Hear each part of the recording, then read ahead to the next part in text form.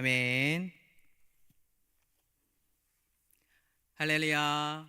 오늘도 주님의 사랑과 은혜가 저와 사랑하는 성도 여러분들에게 흘러 넘치기를 예수님의 이름으로 축복합니다. 네, 금요일은요 라오디게아 교회라는 말씀의 제목으로 함께 호흡하고자 합니다. 네, 서로 잠깐 인사할 텐데요. 주께서 원하는 교회가 됩시다라고 함께 한번 양쪽으로 인사 한번 해볼게요. 주님께서 원하는 교회가 됩시다. 네, 너무나 감사합니다. 네, 오늘 본문을 들어가기에 앞서 우리는 먼저 요한계시록이 쓰여진 배경을 먼저 알면 참 좋을 것 같아요. 먼저 요한계시록 배경을 알면요, 이 책은 그 당시에 쓰여졌을 때 크리스찬들이 핍박을 참 많이 당했던 때입니다. 어떠한 핍박들이 있었는지 먼저 알려드릴게요. 먼저는요, 그 당시에 로마의 박해, 핍박이 심했습니다. 요한계시록이 기록될 당시 로마의 황제는 도미티안입니다. 네, 로마의 전 제국에 걸쳐서요 공식적으로 기독교 박해를 처음으로 시작한 황제가 이 황제인데요. 자, 도미티안 황제가 모든 백성 보고 어떻게 하냐면 자기 자신을 섬겨라라고 말을 하고요, 황제 숭배를 전 로마 제국에 실시하였습니다. 그러면 기독교인들이 이 황제 숭배 사상에 수긍을 하고 머리를 숙였을까요? 안 하죠. 그러다 보니까 안타깝게도 이 황제가 계속해서 크리스찬들을 싫어하고 핍박하고 박해했다라는 것입니다. 두 번째로는요, 그 당시에 어떤 핍박이 있었냐면 크리스찬들이요 유대인들에게 핍박을 받았습니다. 참고로 디아스포라 유대인들은요 남자가 10명 이상 모이잖아요. 그러면 신앙 공동체인 회당을 형성할 수 있습니다. 그들이 회당에 모여서 무엇 할까요? 유대인들이 회당에 모여서 말씀 나누고 기도하고 찬양하고 하나님의 교육도 진행해요. 자, 그런데 그 유대인들이 모이는 회당이요 사단의 회당으로 바뀌어 버리는 안타까운 것을 보게 됩니다. 요한계시록 2장 9절과 3장 9절 한번 볼게요. 내가 내 완난과 궁핍을 알거니와 실상은 네가 부여한 자니라. 자칭 유대인이라 하는 자들의 비방도 알거니와 실상은 유대인이 아니요 사탄의 회당이라. 보라, 사탄의 회당 곧 자칭 유대인이라 하나. 하나님을 섬기고 예배하는 이 공간, 이 회당이 어떤 공간으로 바뀌었냐면 사단의 회당으로 바뀌어요. 유대인들이 그곳에 있는데 자기들은 몰라요. 그런데 믿고 있는 크리스찬들을 계속해서 핍박을 해요. 오늘날로 치면 교회에 있는 성도들이 크리스찬들, 잘 신앙생활을 하는 사람들을 핍박하고 있었다. 근데 자기는 잘 믿고 있다라고 착각에 빠져 있고 안타까운 존재죠. 근데 그는 누구다? 네, 자칭 유대인이며 사단의 회당에 있는 존재들로 계속 믿는 사람들을 핍박하는 사람이에요. 마지막으로 그 당시에 크리스찬들에게 박해했던 사람들은 헬라인들입니다. 이 말의 뜻은요 1세기 말에 기독교인들이 살고 있었던 지역들인데요, 거기에 우상을 섬기는 자들이 너무나 많이 있었습니다. 그들이 핍박했다라는 거예요. 폴리갑에 의하면요 이 사도 요한이 마지막으로 이제 사역했던 곳은 에베소 지역이다라고 해요. 이 도시 살펴보면 어떤 지역인가요? 고대 세계 7대 불가사의 중 하나인 사냥과 다산의 여신 아데미 신전이 있었던 곳이에요. 그곳에 있는 에베소 시민들 거의 광적으로 그 여신을 숭배했습니다. 그들에게 주님의 복음을 전한다, 핍박받겠다, 박해받겠다라는 것이겠죠. 이러한 박해들이 있었어요. 결국 이러한 이유들로 그 당시에 크리스찬들은 로마 황제의 핍박이 있었고 유대인들의 핍박이 있었고 헬라인들의 핍박을 받고 있었다. 그러면 이제 이들이 가지고 있는 마음 상태는 어땠을까요? 죽음이 도사리고 있어요. 두렵습니다. 언제든지 배교하고 싶은 마음이 불쑥불쑥 올라오는 상태다라는 거예요. 그렇기 때문에 요한계시록은요 그들의 마음에 위로와 격려 그리고 더 나아가 하나님의 사랑을 보여주는 책이지 두려움과 공포의 책이 아니다라는 것입니다. 그렇기 때문에 요한계시록은 그 당시 사람들에게 너무나도 중요한 서신이었습니다. 이 서신을 읽으면 예수님이 다시 오실 거야, 재림하실 거야, 믿음의 선조들이 보여줬던 그 믿음의 전진을 우리 또한 계속해서 해 나아가야 된다라는 기타 등등 자기 자신들에게 용기를 주는 희망의 메시지가 요한계시록이다라는 뜻입니다. 그럼 이러한 배경 속에서 등장하는 교회들이 있어요. 요한계시록에는요 총 7개의 교회가 등장을 합니다. 참고로 7이라는 숫자는요 성경에서 절대적 완성을 상징하는 완전수고요, 또한 전체를 상징하는 보편수입니다. 저자는 이 7이라는 것을 강조하면서 어떤 것을 보여주냐면 절대적 완성과 보편적 의미 있는 이 7개 보낸 이 서신을 통하여서 시대를 초월해서 그때 당시의 교회뿐만이 아니라 오늘날에 있는 모든 교회가 포함된다라는 것을 나타내고 있습니다. 하나님의 교회는 궁극적으로 완전하게 보존될 것이며 완성될 것이며, 이 모든 사실이 그 당시의 독자들에게 또한 우리들에게 의도적으로 나타내지고 있다. 그래서 7교회를 선정해서 수신을 보냈다라는 것입니다. 자, 그러면 오늘 우리가 요한계시록에 나오는 7개의 교회 중에서요 마지막에 속한 라오디게아 교회를 한번 알아보고자 합니다. 이 라오디게아 교회는요 시리아의 안티오쿠스 2세라는 그 왕이 설립을 해요. 안티오쿠스 2세는요 셀레우코스 왕조의 왕이었습니다. 이 셀레우코스 왕조는 어떻게 형성이 됐냐면요, 여러분 바벨론 아시죠? 바벨론이 어디에 망해요? 페르시아, 그리고 페르시아는 헬라 제국의 대왕이 누구냐면 알렉산더 대왕이에요. 근데 알렉산더가 죽어요. 그가 죽고 자연스럽게 뿔뿔이 흩어지면서 그 다음에 생긴 왕조가 지금 현재 이 왕이다라는 거예요. 자, 이 도시의 이름은 자신의 아내의 이름 라오디게라는 이름을 따가지고 지어서 이 도시 이름이 라오디게아가 됩니다. 자, 이 도시 위치 보니까요 에베소 동쪽에서 한 160km 떨어져 있더라고요. 또한 리코스 강을 내려다볼 수 있는 평탄한 구릉지에 위치해 있습니다. 구릉지라고 하니까 잘 모르시겠죠? 산보다는 낮고요, 그리고 평야보다는 높은 완만한 언덕지대입니다. 이 도시는 한때 버가모 왕국의 속하였고요, BC 133년 로마의 지배하에 들어가는 도시가 됩니다. 또한 에베소 해안으로부터 아시아 내륙으로 연결되는 로마의 도로가 이 도시 중앙을 관통해요. 그로 인해서 이 도시는 어떻게 되냐면 무역과 교통의 욕충지가 되어서 자연스럽게 부를 추척할 수 있는 도시가 됩니다. 라오디게아 교회 설립을 한번 살펴볼게요. 이 교회의 설립 날짜는 정확하게 알 수가 없는데요, 골로새서 4장을 보니까 라오디게아 교회를 언급해요. 이 근거로 보면 라오디게아 교회는 바울이 복음을 전하기 전에 이미 설립이 되어 있었다라는 것을 우리는 유추할 수 있습니다. 오늘 본문 같은 경우는 라오디게아 교회 설립이 되고 이제 그 이후에 시간이 흐른 다음에 라오디게아 교인들이 보여준 신앙의 모습들인데요, 참고로 요한계시록에는 7교회가 등장한다라고 분명히 보고했습니다. 근데 안타깝게도 이 교회 라오디게아 교회는 7교회 중에 책망만 받은 교회입니다. 오늘 우리는 라오디게아 교회에 어떤 문제점이 숨겨져 있고 주님한테 어떠한 책망을 받았는지 그 문제점을 함께 살펴보고자 합니다. 또한 그럼에도 불구하고 하나님께서 라오디게아 교인들을 놓지 않고 사랑으로 대하시는 은혜의 해결 방법들을 또 볼 거고요, 현 시대에 살고 있는 우리들에게도 적용을 해보고 거울도 세워보고 우리가 돌이켜야 될 것은 무엇인지 고민하고, 또한 우리가 감사해야 될 것은 무엇인지 우리의 신앙을 점검하는 시간을 가지고자 합니다. 요한계시록에 7개의 교회에 등장합니다. 그런데 이 7개의 교회가요 주님을 소개하는 방식들이 동일합니다.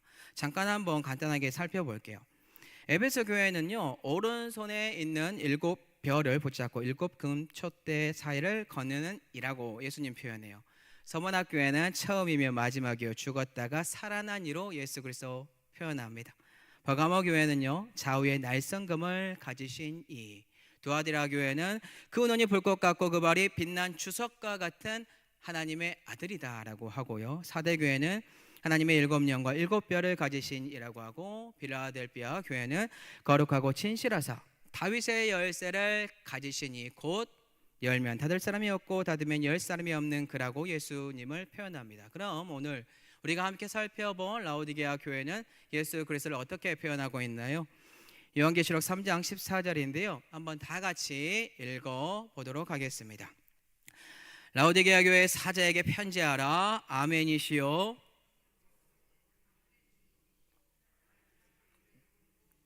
이가 이르시되. 지금 이렇게 주님을 표현하고 있고 등장시키고 있습니다. 자, 라오디게 교회에 등장하는 예수 그리스도의 표현, 첫 소두에 뭐라고 나오냐면요, 아멘이라고 나와 있습니다. 일반적으로 아멘이라는 단어는 진실한, 확실한, 견고한 의미를 가지고 있어요. 근데 여기서 멈추지 않고요, 우리가 이 아멘이라는 단어를 더욱더 깊게 파악하기 위해서는 무엇을 파악해야 되냐면, 요한계시록에서 이 아멘이라는 단어를 어떻게 다른 곳에서 사용했는지를 파악하잖아요. 그러면 더 쉽게 요한이 의도하고자 하는 아멘의 의도를 알 수 있다라는 거예요. 자, 그 아멘을 사용한 부분의 흔적이요, 요한계시록 22장에 나와 있는데요. 요한계시록 22장 20절입니다. 내가 진실로 속히 오리라 하신 것을 아멘, 주 예수여 오시옵소서. 여기서 사용하고 있는 아멘의 의미 아시겠습니까? 너무 쉽죠? 예수 그리스도의 신적인 권세와 영광을 보여주면서 재림하실 거다, 그에 대한 신실성을 보여주고 있어요. 왜 이들에게 예수 그리스도의 신적 권세, 영광 그리고 재림에 대한 이 신실성을 보여주고 있는 것인가요? 그것은 바로 1세기 말에 간접적으로 성도들이 박해받고 있고 죽고 있는 상황, 희망이 없는 상황이기 때문에 이들에게 예수 그리스도가 다시 올 거다라는 위로의 아멘이라는 이 은혜가 필요했기 때문입니다. 그렇기 때문에 주 예수 그리스도가 속히 올 것이라는 이 아멘을 소개하고 있다라는 것이지요. 그다음에 주님이라는 표현을 또 라오디게아 교인들에게 어떻게 표현을 하고 있냐면요, 주님은 충성되고 참된 증인의 모습으로 표현을 하고 있어요. 빌립보서 2장 6절에서 8절 보니까 이 모습을 정확하게 표현하고 있는 것을 알 수 있는데요. 그는 근본 하나님의 본체시나 하나님과 동등됨을 취할 것을 여기지 아니하시고 오히려 자기를 비워 종의 형체를 가지사 사람들과 같이 되셨고 사람의 모양으로 나타나사 자기를 낮추시고 죽기까지 복종하셨으니 곧 십자가에 죽으심이라. 지금 현재 이렇게 표현함으로 하나님의 충성되고 진실한 모습을 우리는 아주 쉽게 발견할 수 있습니다. 아, 예수님은 이런 분이지, 우리가 파악할 수 있고 라오디게아 교인 또한 생각하고 고민하고 주님께 나아갈 수 있다는 거예요. 또한 주님을 소개하는 멘트 중에요, 하나님의 창조의 근본이라는 근거가 나오는 말씀을 성경에서도 찾아볼 수 있어요. 여러 군데가 있는데 두 군데만 가져왔어요. 요한복음 1장 2절에서 3절과 골로새서 1장 16절입니다. 그가 태초에 하나님과 함께 계셨고 만물이 그로 말미암아 지은 바 되었으니 만물이 그에게서 창조되되. 주님은 창세전부터 하나님과 함께 계셨던 분이다. 모든 만물을 창조하신 분이다. 창조의 근본이시다. 그분이 너희와 함께하고 있다는 것을 지금 위로해주고 있다는 것을 기억하시기 바랍니다. 이러한 소개를 통해 주님은 라오디게아 교인들에게 무엇을 드러내고 있다고요? 나는 진실되다. 나는 다시 재림할 거다. 이 핍박이 끝날 것이다. 나는 충성되고 참된 증인이며 죽기까지 하나님의 말씀에 복종했고 십자가에서 죽었고 부활하였으며 창조의 근본으로서 모든 것을 창조한 이다라고 걱정 말라고 위로하고 있다라는 것입니다. 주님은 이제 라오디게아 교회에게 자신을 소개한 이후에요, 이제 그들에게 하고자 하는 말을 끄집어내기 시작합니다. 요한계시록 3장 15절 한번 다 같이 읽어보도록 하겠습니다. 내가 내 행위를 아노니 내가 차지도 아니하고 뜨겁지도 아니하도다. 내가 차든지 뜨겁든지 하기를 원하노라. 예수 그리스도께는 주로 사람들이 알아들을 수 있는 비유를 통해 말씀을 합니다. 쉽게 이야기를 적용해서 알려주고 있다라는 뜻입니다. 라오디게아 교인들은요, 이것을 듣고 분명히 알 수밖에 없어요. 왜냐하면 15절에 나오는 이 모든 내용들이요, 이 교인들이 경험하고 있는 내용이기 때문입니다. 먼저 이 도시가 문화가 발달됐다라고 서두에서 분명히 말씀을 드렸습니다. 이 도시는 파무칼레라는 온천에서 솟아나는 이 온천물이 있거든요. 아주 뜨거워요. 근데 이 온천물을 목욕탕을 건설하였습니다. 이 물로. 그런데 이 물이요, 수로를 통해서 9km 정도 떨어져 있는 라오디게아까지 끌고 와요. 거리가 멀다 보니까 뜨거운 물이 오는 중간에 어떻게 됩니까? 미지근해진다라는 거예요. 두 번째로 라오디게아 교회는 도시는요, 또 골로새 도시랑 가까워요. 골로새 뒷산에서 흘러나가오는 차가운 물이 있거든요. 이 물이 리코스 계곡을 지나서 라오디게아 앞으로 흐릅니다. 이 차가웠던 물이 여기까지 오면서, 이 도시까지 오면서 어떻게 돼요? 미지근해집니다. 자, 이를 근거를 알고 있는 라오디게아 성도들, 15절 말씀 어떻게 들렸을까요? 경종의 말씀입니다. 깨우는 말씀입니다. 충격적이게 다가오는 겁니다. 지금 하나님은 라오디게아 교인들을 책망하는 말로 그들을 깨우고 있다라는 것입니다. 그러면서 계속해서 말씀을 이어가는데 16절입니다. 내가 이같이 미지근하여 뜨겁지도 아니하고 차지도 아니하니 내 입에서 너를 토하여 버리라. 지금 라오디게아 도시에 흘러오는 온천수와 이 차가운 물, 시간이 지나서 미지근해진다고 했습니다. 예수 그리스도는 이 미지근한 신앙 책망하고 계속해서 그 모든 것들을 토해버리겠다라고 충격적인 말을 합니다. 결국 하나님께서는요, 그들이 처한 상황에서 아주 쉽게 그들이 잘못하고 있는 것을 하나하나 집어서 알려주고 있다라는 것입니다. 그렇다면 오늘날 우리 살펴볼까요? 사랑하는 성도 여러분들, 아메리카노 커피 많이 드시지요? 자, 그러면 한번 예를 들어 볼게요. 성도 여러분들이, 제가 지금 커피 매장을 하고 있는 직원입니다. 이 매장에 들어왔어요. 성도 여러분, 어떤 커피를 주문하시겠습니까? 따뜻한 아메리카노 혹은 아이스 아메리카노를 주문하실 거예요. 근데 제가 그 주문을 받았는데 성도 여러분들에게 미지근한 커피를 내어드립니다. 마실 겁니까? 저에게 화를 내겠죠. 뭐 하시다가 그냥 토해버리겠죠. 동일합니다. 하나님께서 원하는 신앙은 미지근한 신앙이 아니라 차갑거나 뜨겁거나 그 본질이 있어야 된다는 건데, 성도 여러분들에게, 라오디게아 교인들에게 주님은 이것을 알려주고 있다는 거예요. 예수님이 어떠한 분인지 우리는 수도 없이 귀로 듣고 알고 있습니다. 오늘 본문을 빌려서 예수님을 소개하자면 아멘이시고 충성되고 참된 증인이시며 하나님의 창조의 근본이라고 우리는 눈으로 보고 읽고 알고 있습니다. 자, 1차적으로 안다는 것은요, 지식적인 부분이고요, 2차적으로 안다는 것은 인식하고 행함으로 표출되어야 합니다. 근데 대부분 1차적으로 아는 것에서, 지식적인 것에서 멈춰 있다는 거예요. 1차로 멈춘 분들은 미지근한 신앙 속에 살아가는 분들입니다. 이러한 상황에 놓여 있다면 오늘 본문을 유심히 묵상하시고 고민하시기 바랍니다. 그러면 신앙이 뜨겁지도 않구나, 차갑지도 않구나, 내가 지금 식었구나, 미지근하구나를 성도 여러분들이 경험하게 될 것입니다. 이것을 경험했다면 참 감사한 거죠. 주님은 이런 분들을 토해버리겠다라고 말씀하십니다. 성도 여러분들 고민하시고 그리고 선택하셔야 됩니다. 15절에 나온 것처럼 차든지 뜨겁든지요. 정말로 하나님께서 원하는 신앙은 우리의 신앙이 차든지 뜨겁든지 그 본질로 돌아가는 것입니다. 주님의 경고는 한 번으로 멈추지 않죠. 그들의 미지근한 이 신앙에 대하여 책망하면서 다른 책망을 또다시 이어가기 시작합니다. 요한계시록 3장 17절입니다. 내가 말하기를 나는 부자라 부유하여 부족한 것이 없다 하나 내 공고한 것과 가련한 것과 가난한 것과 눈먼 것과 벌거벗은 것을 알지 못하는도다. 지금 라오디게아 교인들은요, 자신들의 신앙이 좋다고 큰 착각에 빠져 있어요. 자기들은 신앙이 좋다라고요. 그런데 그들의 신앙은요, 현재 그들의 믿고 있는 현 상태 어떻다라고 우리에게 보여주고 있습니까? 그들은 자기들이 부자입니다, 우리는 부유합니다, 부족한 것이 없습니다, 믿음이 좁습니다, 이렇게 말을 하지만 하나님은 알려주죠. 그 내용과 정반대다. 너희들의 신앙은 좋지 않다라고 해요. 그 내용을 살펴보니까 너희는 공고하다, 가난하다, 가련하다, 눈이 멀었다, 너는 벌거벗었다, 하지만 이러한 것을 너는 지금 모른다. 충격적인 거죠. 왜 그들이 믿고 있는 내용, 하나님이 하는 말과 차이가 생기는 것일까요? 라오디게아 도시 다른 소도시보다 분명히 부유한 곳이다라고 말을 했습니다. 이 도시는요, 이 도시의 풍토를 살펴보니까 이 성도들이 물질적으로 너무나 풍족하게 살고 있다 보니까 오히려 이게 독이 됐습니다.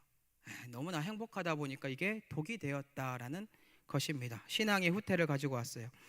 우리는 이를 통해 이러한 질문을 할 수 있어요. 나는 현재 교회에 다니고 있는데 예배 잘 드리고 있고 물질적으로 부족함도 없고 사업도 잘 되고 있고 헌금도 많이 드리고 있는데 나의 신앙이 후퇴했다? 그렇게 생각할까요?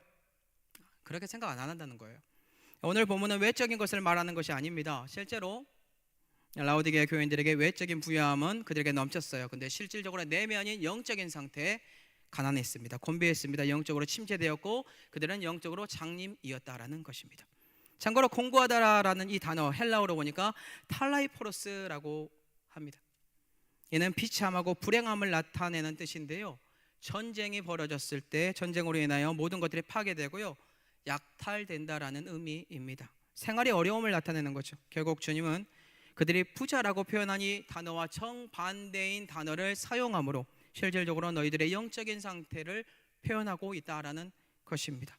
결국 그들은 외적으로 부유합니다. 근데 자기의 부유한 신앙을 그렇게 강조하고 있지만 그들의 내면의 신앙은 장님이 되었다는 것을 우리가 계속해서 볼 수 있습니다. 혹시 사랑하는 성도 여러분들 중에서도 내면의 부유함보다 외적인 이 부유함 때문에 여기에 취해 있는 분들 계십니까?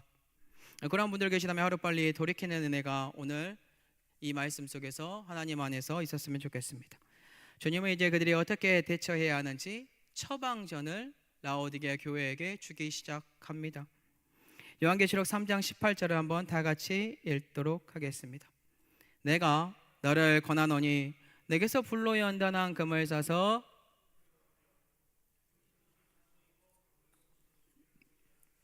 안약을 사서 눈에 발라 보게 하라.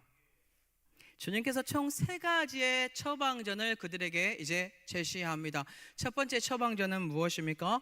불로 연단한 금을 사서 부유하게 하라라고 합니다. 라오디게아 도시 부유했어요. 그렇다면 그 돈으로 금을 사서 부유하게 하라는 건가요? 아니겠죠? 불로 연단한 금, 이 금을 사라. 이것은 상징적인 의미입니다. 그리스도를 믿는 믿음 안에서 자기 십자가를 지고 신앙의 연단을 통하여서 영적으로 순결하고 부유하게 되라는 뜻입니다. 곧 불순물을 제거해라, 정결한 성도의 믿음을 나타내라.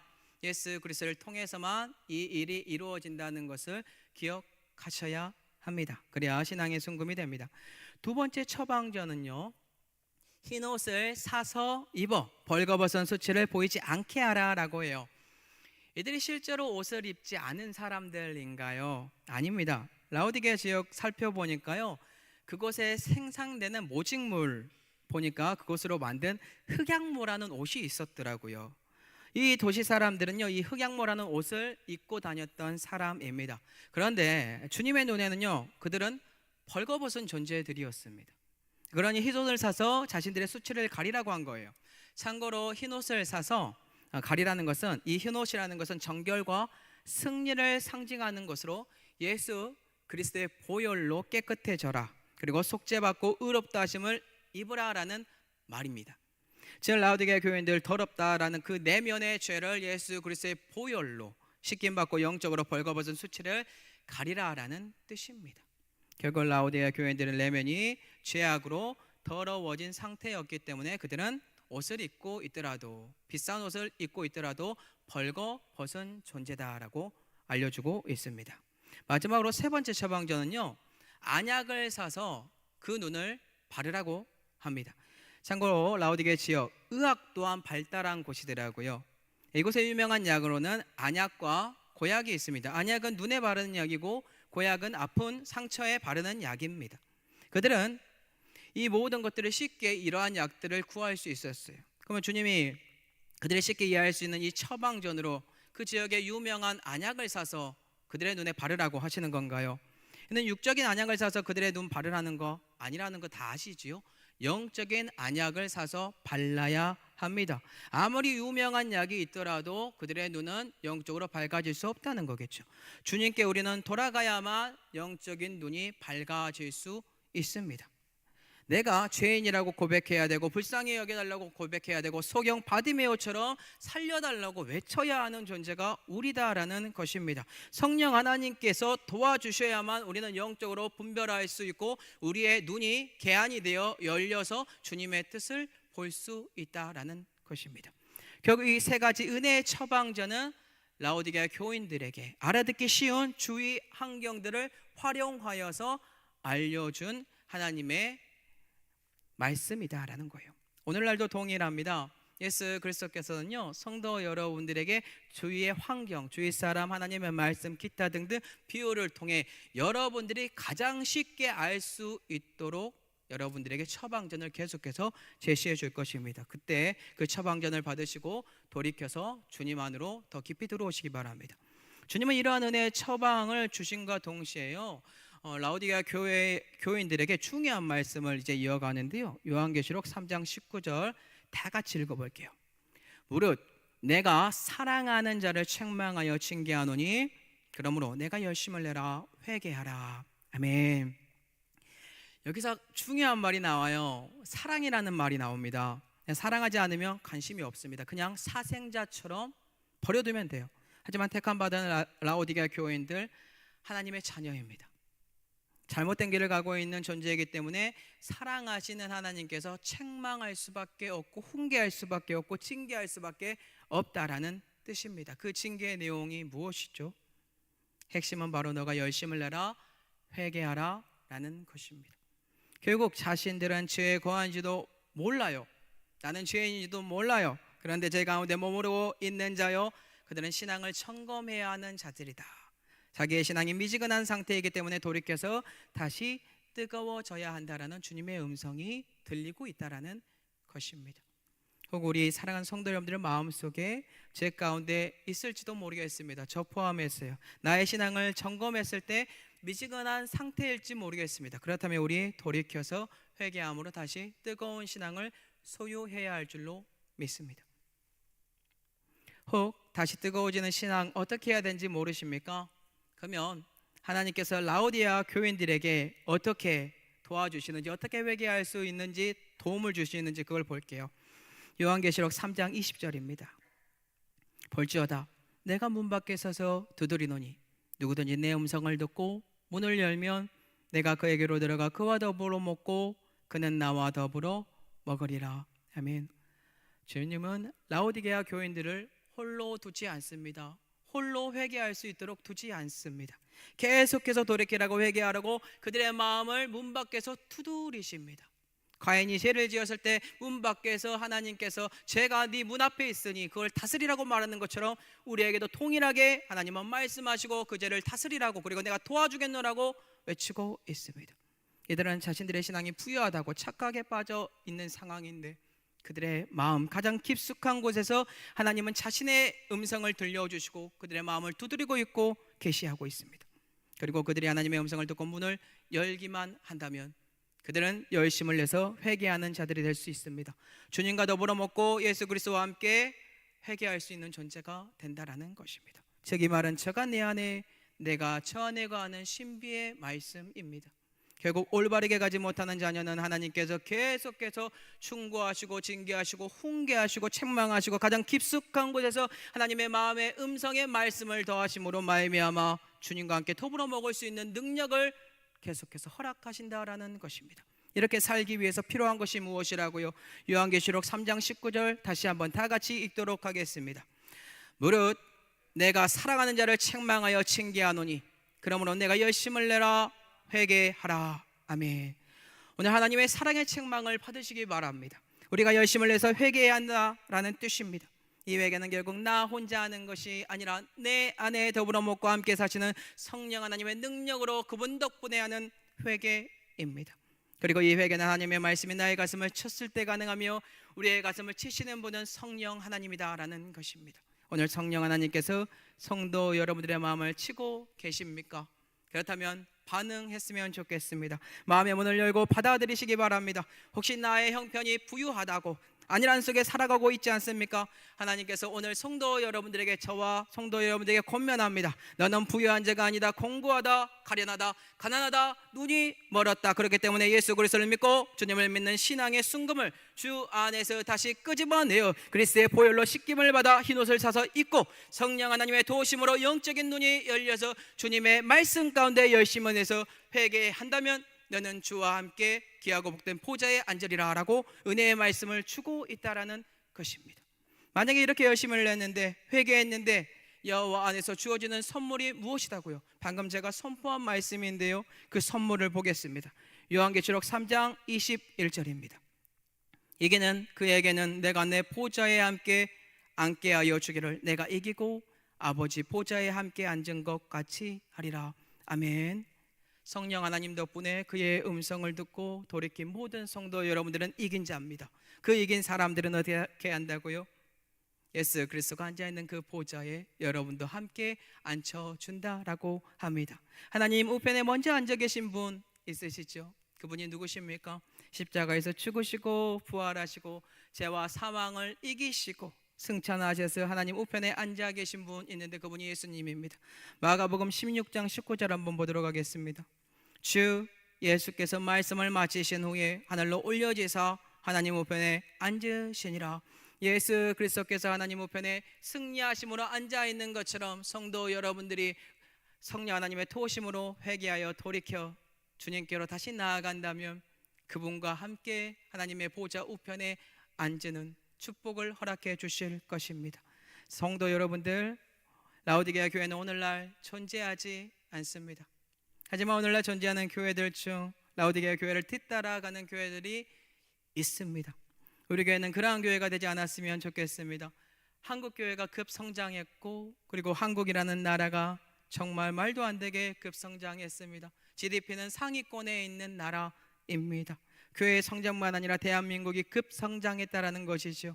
이거 덕분에 물질적인 부유함이 우리 대한민국에 쏟아지게 되었습니다. 나는 거기에 해당이 되지 않는데라고 말하는 분들 있을지 모르겠지만 한국은 쏟아져 버렸습니다. 그 부유함이요. 그리고 그 부유함이 여러분들의 신앙에 후퇴를 만들어 버리지 않았는지 우리는 오늘 고민을 해야 합니다.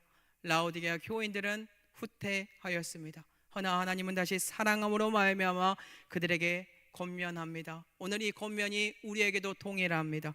주님께서 라오디게에 하신 이 말씀을 새겨 들으시고 우리도 돌이켜서 주 안에서 다시 뜨거워지는 은혜와 능력 속에 예수 그리스도와 함께 승리함으로 주님의 보좌에 함께 앉는 은혜가 저와 사랑하는 성도 여러분들에게 흘러넘치기를 예수님의 이름으로 축복합니다. 기도하겠습니다.